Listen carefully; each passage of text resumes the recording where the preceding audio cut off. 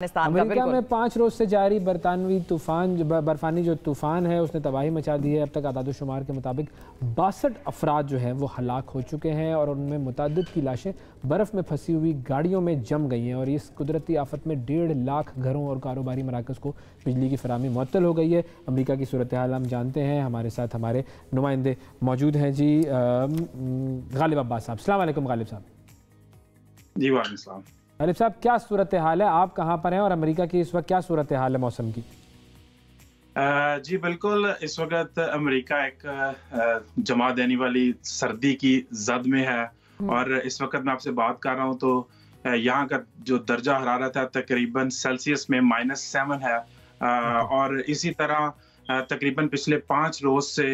یہاں پر مسلسل برف باری ہو رہی ہے، اور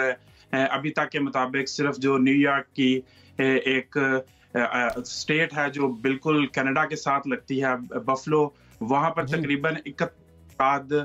کی ہلاکت ہو چکی ہے، اور ابھی تک چونکہ وہاں پہ امدادی سرگرمیاں اس انداز میں شروع نہیں ہو سکیں، اس وجہ سے ابھی بھی جو حکام ہیں ان کا کہنا ہے کہ ابھی بھی بہت سے لوگ اپنے گھروں میں پھنسے ہوئے ہیں جن تک ابھی امداد نہیں پہنچی، اور ابھی بھی بہت سی گاڑیاں جو لوگ ٹریول کر رہے تھے وہ برف میں دھنس گئی ہیں، اور جب وہ لوگ اور ان تک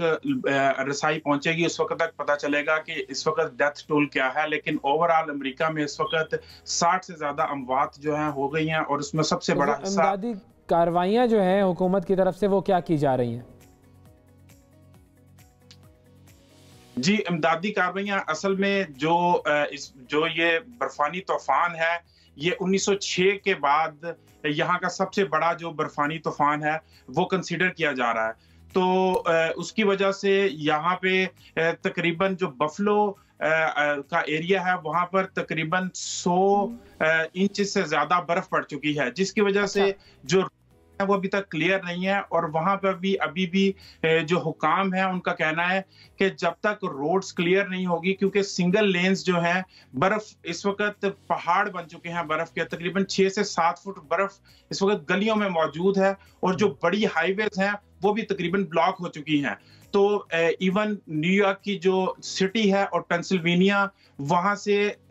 جو بڑی مشینری ہے وہ وہاں پہ موو کی جا رہی ہے، کیونکہ ان کے پاس اتنے وسائل موجود نہیں ہیں، اور وسائل کی وجہ سے وہ سب سے زیادہ انہیں پریشانی کا سامنا کرنا پڑا ہے وہاں کے لوگوں کو۔ صحیح ہے۔ اچھا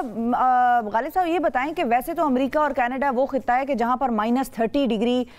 کا جو سردیوں کا ٹیمپریچر ہے وہ نارمل ہوتا تھا پرانے وقتوں میں، مطلب پچھلے سالوں تک بھی، اور برف باری بھی بڑی شدید ہوتی تھی۔ اس مرتبہ ایسا کیا ہوا ہے کہ یہ -30 سے اگر -40 تک چلا گیا ہے تو حکومت سے یا لوگوں سے یہ چیز سنبھل نہیں رہی ہے؟ اصل میں پرابلم یہ تھی کہ پچھلے 5-10 سال سے یہاں پہ ویدر جو ہے وہ چینج ہو رہا تھا، فلکچویٹ ہوتا تھا۔ پچھلے 2 سالوں میں کوئی بڑی برف نہیں پڑی، اور اسی طرح پھر جب برف نہیں پڑے گی تو جو یہاں کے ادارے ہیں وہ بھی تھوڑا سا اپنے آپ کو ایزی کر لیتے ہیں، لیکن جو سب سے بڑے وجہ جو ہمیں سامنے آ رہی ہے اور جو یہاں کے لوگ اس وقت بات کر رہے ہیں وہ گلوبل وارمنگ ہے، جو جس طرح پاکستان سیلاب ایک بہت بڑا اس نے تباہی مچائی، اسی طرح یہ اچانک ایک بہت زیادہ، چونکہ کچھ دنوں میں آج سے تقریباً 3-4 دن پہلے ٹیمپریچر جو ہے -37 تک بھی ریکارڈ کیا گیا، تو جس جگہ پہ ہم موجود ہیں یہاں پہ میکسیمم -27 تھا، لیکن اس کے باوجود جس طرح کی امدادی کارروائیاں اور جس طرح کے ٹولز استعمال کیے جاتے تھے ان کو استعمال نہیں کیا جا رہا تھا، اور لوگ بھی زیادہ تر پریپیئر نہیں تھے۔ تو جب لوگ پریپیئر نہیں تو اس وجہ سے، اور جو سب سے بڑی بات یہ ہے کہ جہاں پہ الیکٹریسٹی کا پرابلم ہے، جب بہت سی جگہ پر اس وقت بجلی جو ہے وہ بند ہو گئی ہے، اور جب بجلی بند ہو جائے گی تو گھر میں ہیٹنگ سسٹم، پرانے دور میں یہ ہوتا تھا کہ گھروں میں چمنیز لگی ہوتی تھی اور وہاں پہ لکڑی کا استعمال بہت زیادہ کیا جاتا تھا گھروں کو گرم رکھنے کے لیے، لیکن اب وہ نئی ٹیکنالوجی کی وجہ سے اب برنر اور دوسری ٹیکنالوجیز آ گئی ہیں، اور لوگ جو ہے وہ مصنوعی ہیٹ استعمال کر رہے ہیں۔ تو بیسیکلی اب جب ہیٹنگ کے لیے کیا کیا جا رہا ہے یہ تھوڑا سا بتائیے گا کہ کیسے ہیٹنگ میکینزم گھروں میں لوگ اس وقت اپنے استعمال کر رہے ہیں؟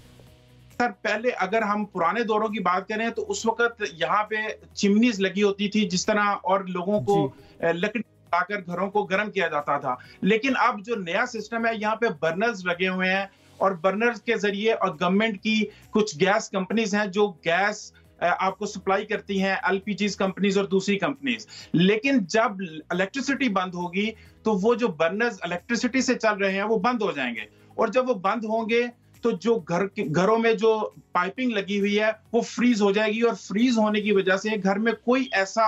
ٹول موجود نہیں ہوگا کہ جو گھر میں ہیٹ جو ہے وہ آپ کو دے سکے. تو جو سب سے مین وجوہات تھیں وہ یہی تھی. اور اس کے علاوہ جو گاڑیوں میں موات ہوئی ان کی بھی ایک وجہ تھی کہ لوگوں کے پاس ٹائر چینز تھی، لوگوں نے نہیں رکھی ہوئی تھی، لوگوں کے پاس ایکسٹرا فیوز نہیں تھا، اور اسی طرح کی جو دوسری لوگ اس سے پہلے پریپریشنز کرتے تھے وہ اصل میں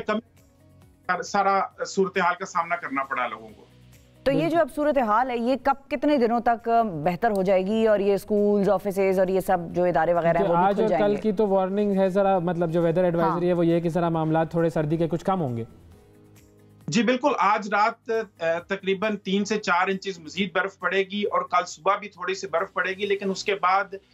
تقریباً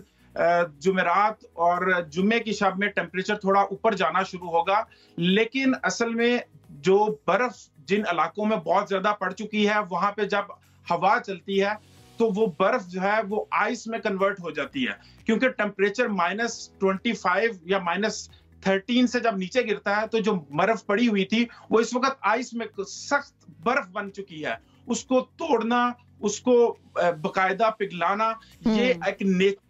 بیسیکلی نیچر، اگر بارش آتی ہے یا ٹیمپریچر اس سے زیادہ اوپر جائے گا تو برف پگھلے گی، اس کے علاوہ کوئی اور دوسرا راستہ نہیں ہے. اور جو ٹیمپریچر اوپر جانے کا ہے، یہ جنوری اور فروری، یہ 2 ایسے